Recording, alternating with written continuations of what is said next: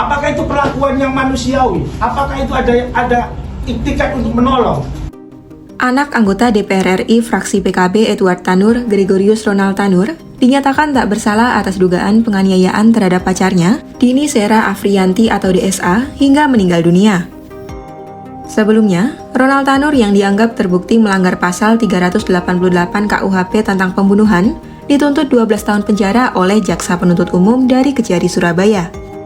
Namun, menurut pendapat hakim, kematian korban bukan karena luka dalam yang ia alami dari dugaan penganiayaan terdakwa, melainkan disebabkan minuman keras yang ia konsumsi. Dimas Y. Mahura selaku pengacara dari pihak korban dugaan penganiayaan dan pembunuhan DSA, mengaku kecewa dengan putusan Majelis Hakim Pengadilan Negeri Surabaya. Dalam press release yang dilaksanakan Kamis 25 Juli 2024, Dimas mengungkap sejumlah hasil visum penganiayaan DSA yang diduga dilakukan oleh Ronald Tanur.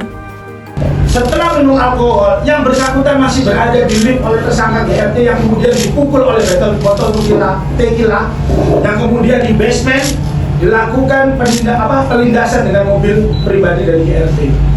Bagaimana dia bisa dikatakan meninggal sampai pagi?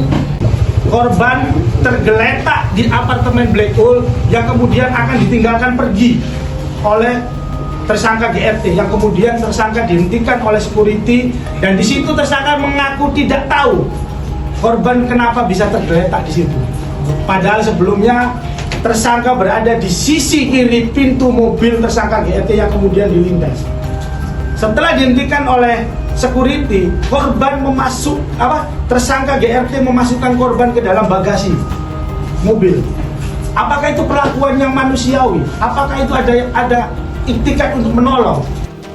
Dimas memastikan pihaknya akan membuat laporan kepada hakim pengawas di Mahkamah Agung dan Jaksa Penuntut Umum untuk mengajukan kasasi dengan bukti-bukti yang telah mereka kumpulkan.